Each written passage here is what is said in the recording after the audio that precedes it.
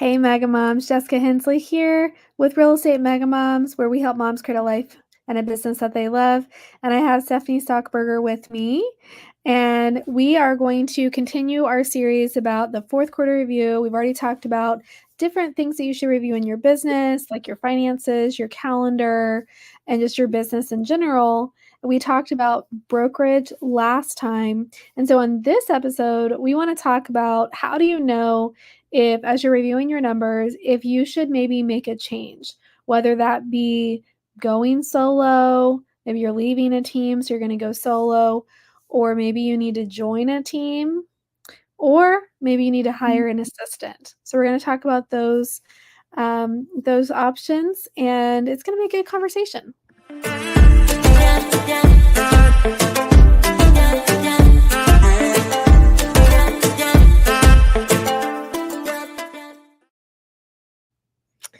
Okay, Steph. So solo, team, hiring an assistant. There's a lot of people that are kind of at a crossroads right now, trying to decide which way to move forward, what makes sense for their business. So why don't we start with who should just stay solo? What does it mean, I guess, to be solo? Solo, that reminds me of like a song. It just like I don't know what song it is. Solo. So, I think if you've been in the business for a while and you're doing well on your own and you seem to be motivated on your own, I can't think of a reason why you'd want to join a team. I mean, especially if you have like a good like network of other agents that you can kind of spice up your life. If you're just starting the business, I love the idea of joining a team. I don't know about you, Jessica. I actually want to ask you a question when we're done here, but I started on a team and I can't imagine doing anything else. I came in so naively. I mean, I came from a human resources background and I was 8 to 5. This is the plan. Here is the book. You do the things. And I remember asking my sister-in-law, who was our team leader, I'm just like, what are your expectations? What do I do? I'm like, all naive. I come in, I'm like, now what? And it was just so interesting because I didn't know. And I think, for someone that's just starting off, it is great. It's wonderful to watch someone that's done what you've never done, see what the routine is like, finding out what you need to do. So I think if you're solo, you've never done this before, you need to have someone be that guiding light for you. Get with a team that's got motivation, that's got some fire, can teach you how to, get into the routine of who to call, what to do, those kind of things. Absolutely. I think that's wonderful. Or if you've been in the business for a while and you're just kind of fizzling out, yeah, I mean, why not join a team and, get that fire? And maybe you need some new motivation. Maybe you need to be around other people that are like-minded and want to grow. But Jessica, I'm interested for you. Have you ever been on someone else's team? No, that's a good question. I haven't. I didn't So I was know. just thinking, I wish that, I mean, it existed obviously, because if anyone's read Millionaire Real Estate Agent, that book was really written in the 90s. So they were talking about teams, in that book. So it existed, but I didn't know about it. I didn't hear about it much. So maybe it was just in like the bigger markets. I started out in Stillwater, Oklahoma, and I was fresh out of high school, really. I was 18 and got my license, and I went to work at United Country Real Estate, and that brokerage actually wasn't even part of the MLS. They weren't part of the National Association of Realtors, and we were like one of the only brokerages in that town that wasn't part of it. And so it was very much an old school mentality company. Um, it was a 50-50 split, I think.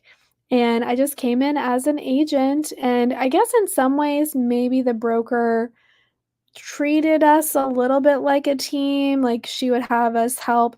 I don't remember showing houses for her, but I do remember the transactions I did, she was very involved in.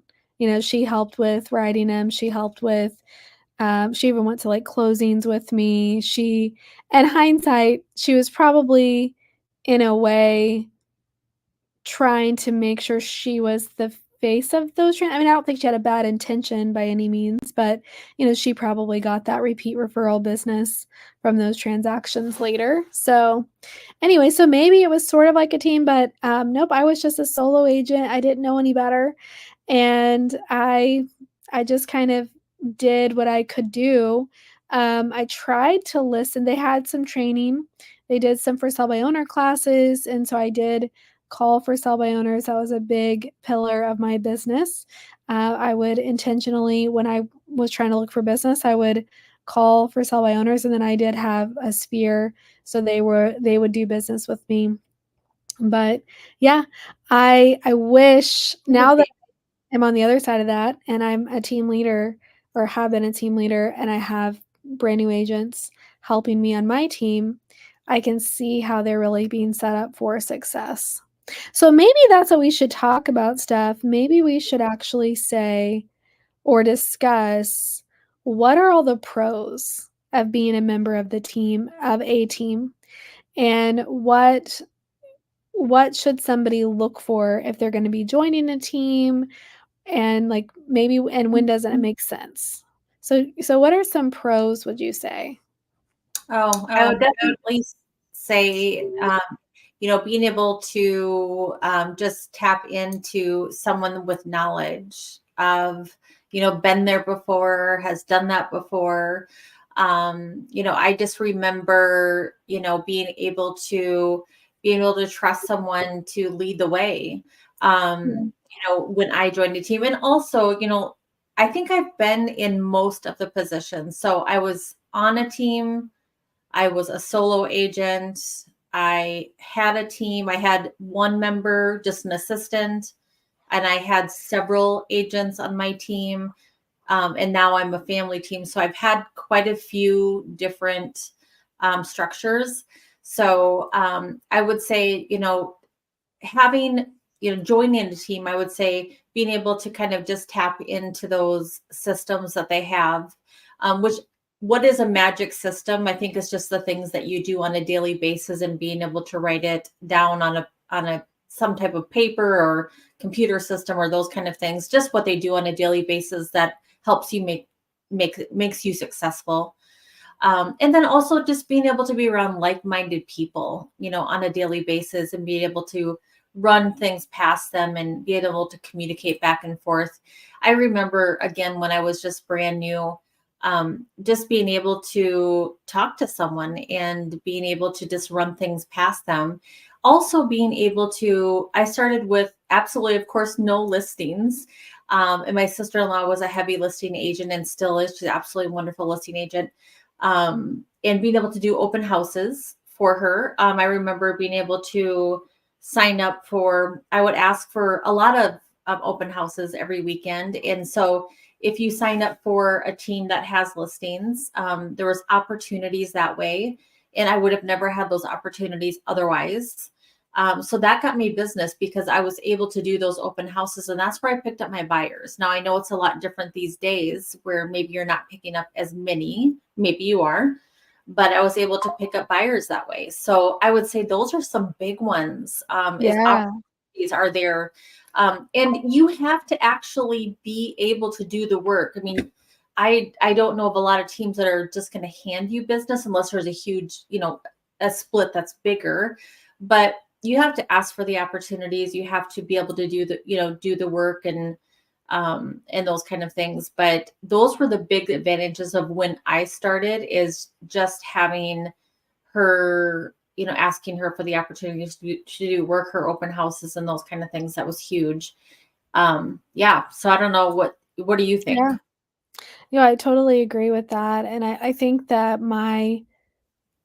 had I joined a team, what I would have gained from that would have been those systems that it took me so long to figure out.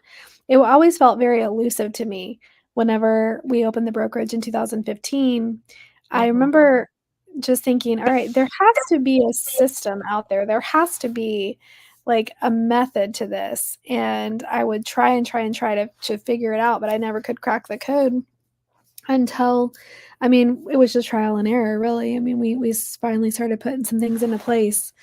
So that would be the main thing. And then also, as a new agent or maybe an agent that doesn't have consistent business, what I would look for in a team is structure, well, as we mentioned already. So you have systems in place, meaning they give you access to a CRM, show you how to use it, show you who to call, when to call, what to say.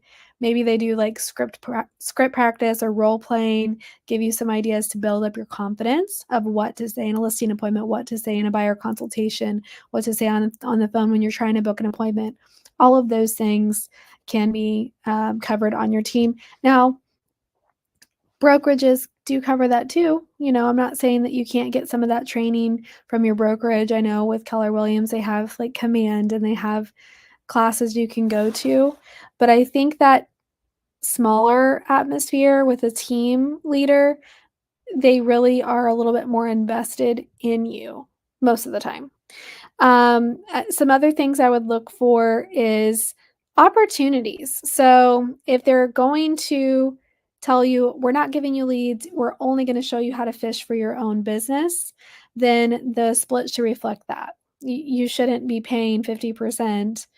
I don't feel you should be paying 50% whenever they're not going to give you any lead opportunities. Because remember, a lot of people that are brand new to the business, they might even be brand new to a town. They don't have a big database, they don't have a big sphere to pull from. So those lead opportunities are huge to building that base. Also, I would look for a really clear agreement of who the lead belongs to after you outgrow the team.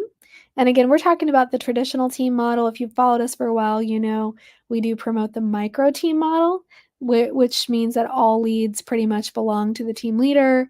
They're the face of the business. So the person that's joining that type of a team, you're really not building your own business. You're truly only getting experience. You shouldn't be trying to build your database because you're just there to help on a specific part of the transaction with that team leader. But it doesn't mean that it still, couldn't be a good idea for you. It might be. It might be a good long-term solution because on the micro team, the members of the team a lot of times are on a salary. They have some sort of a more consistent guaranteed income and they have none of the overhead, none of the risks. They just get to do the part of the job that they love and that they excel at, which is why they're a member of the team. And then they get paid accordingly. So it's more of a 9 to 5 job mentality, like maybe you were expecting to have with your previous team stuff. Maybe that was more what you're expecting. With my very first one, Yeah, yeah. Where well, you?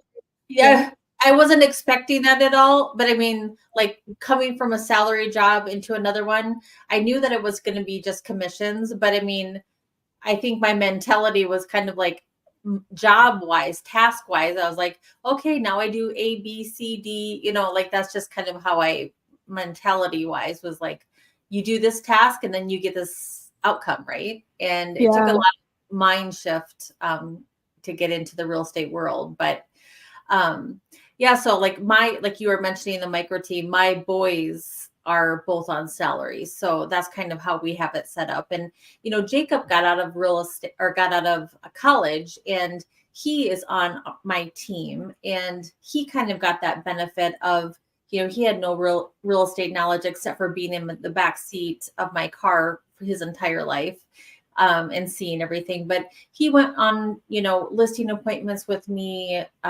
buyers appointments with Brad and I, and all those kind of things.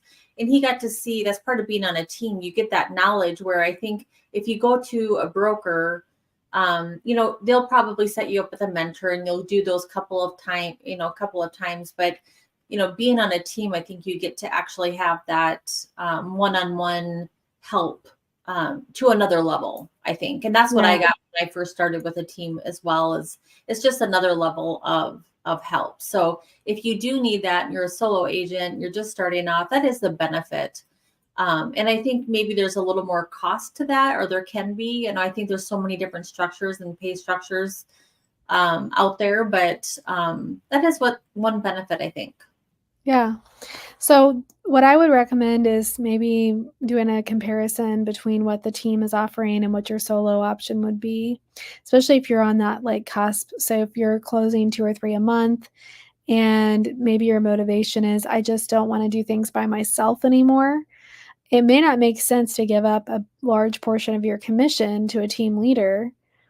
It might make more sense to kind of build your own micro team. And I mean, obviously we have a big program with that, and we wrote a book about it, so you can read all about the micro team. But you can really leverage your time and your efforts with just one strategic position helping you. And it doesn't even have to be full time, depending on your production level. You might be able to accomplish this with a half, like a part time person or a VA, or maybe even a company that specializes in whatever area you're needing help in. Maybe it's a marketing company or transaction coordinating company. So it doesn't have to be scary to build that micro team model. But you can grow it. I mean, right now my positions include I have, let's see, three, three and a half basically employees. Well, members of the team. They're not all considered W-2, but and my goal with that number of people is to close around 100 transactions a year. And so that enables me to do that while working about 20 hours and sometimes less, sometimes more, but most of the time it's less than the 20 hours. And I still get to be the face of the business. I still get to be the primary one that's interacting with the clients, but then I have a lot of support from my staff. So that's, I would say, if you are kind of in between of, I know I don't want to do this alone, so maybe I'll join a team and just do the part I love, but give up more money. Or I could move forward and build the micro team, keep more of my money, but then I'm taking the risk and responsibility of training and building the system. There's a lot of soul searching that needs to happen. I guess there's not a blanket answer on that of what's right and wrong. That's going to be your own personal choice. But if you want us to talk to you about that in your specific situation, we can review your business and we can help you decide if the micro team makes sense, or if maybe joining a team or solo makes sense. We'll give you our honest advice no matter what. And so I'll go ahead and put the link to book a call with Katie in the show notes, because I know a lot of people are probably want to know, you know, want to analyze their own business to decide, not just the blanket advice here. Yeah, I think this is the time of the year. And, you know, there could be a lot of reasons for wanting to even thinking of going with a team or thinking of building a team. I think people are doing soul searching. So, you know, it could be because they maybe they're burnt out and they're like, oh, I just want, you know, some help, or I just want maybe the leads to be coming to me and I don't want to have to search for them anymore. Or they're just like, do I want to even do this for a living anymore? And it's, you know, that time of the year, it's kind of like, what should I do? Like what? And they just literally just want to like talk to someone, you know, to think about it. So that's a really good idea, just to even just have a call with someone else that maybe even understands and wants to have a conversation. So that's a really good idea, because you, I'm sure you've been there. I'm sure a lot of us, I've been there several times, girls. It's like, what in the heck? Do I want to just like run away? Do I want to, what do I want to Right. do? You know? Yeah. Um, so, um, we probably can't help with the runaway part, but what what we could help with is talk you through, like, you know, maybe you want to, you know, do you want to scale back your, you know, this or that, or, you know, maybe like that, like you mentioned, the VA part, there are some really reasonable items that you can like get off your plate that maybe can release some of your headspace so you can actually do some income generating activities that will make you like love what you do again. I think Mhm. that it's easy to get burnt out when you're doing the things that you don't want to do. And there's definitely some ideas that can help Yeah. and it makes you happy again. Yeah. Yeah, being a solo agent can feel very lonely. I think that the way I've seen people navigate that successfully, one, they are very picky about who they work with, so they don't and again, I'm thinking of the person that's not gonna feel burned out. So if you're willing to do these things, then maybe solo makes sense for you. So you're very picky, maybe you only work with your friends and family. Maybe your income doesn't only rely on your ability to earn a commission, like your household income, if you have some support and some stability elsewhere, so that you can fully focus on, the transaction coordinating and all of the things that happen other than just, winning the business. If you're able to do that and you close 10 or 12 a year, one a month, and that's enough for you. I think in that situation, you could probably do it solo and feel good. But if you want to scale and if, just 10 or 12 transactions a year is not enough for you, then you're going to have to, at some point, break through this uncomfortable level of the chaos that you're, because if you're trying to get more business and you're trying to bring, these new opportunities and cultivate the opportunities and convert the opportunities and then serve like you're going to be on a hamster wheel. You're going to burn yourself out. And I think a lot of people, moms in this business, you get the level of success and then it's like, now what do I do? I'm so busy. Now I see my family's suffered the consequences, or I hate real estate now. I'm in a, you know, poke my eyes at if I have to see another house. I mean, and I've heard agents say, like, I got tired of showing house. I got tired of people, um, riding with me in vehicles. Like, I didn't want to show another house. So if that's you, instead of getting out of the business altogether, what about just doing it a little differently? What about changing your mindset on you having to feel like you have to be the one to do every single aspect of the business, because you don't. You don't have to. So that's my 2 cents on, should you join a team, should you stay solo, or should you build a micro team? And if you wanna learn more about the micro team model, it's been life-changing for us and for the students that have gone through our program. We're gonna have a link below so you can schedule a free strategy call where we're gonna look at your business, analyze your business, give you our honest review of, are you ready? Like, does it make sense for you to pull the trigger and maybe get a little bit of help? Again, it doesn't have to be a full-time salaried person. Like, you can do this incrementally and slowly as you're able to, because when you bring somebody in, then your transaction count should go up because they should be adding to your bottom line, and we show you how to do that. So, all right, well, that's it for this episode. The next episode, we're going to be talking about self-care, and this is going to be a really important topic, something that we're both actively trying to do. So this is something you can review in the fourth quarter. Honestly ask yourself if you're doing these things and what you can do to help alleviate some of the burden at home, in your mind, in your body. So it's going to be a good episode, and we'll see you in that one. All right, bye, moms.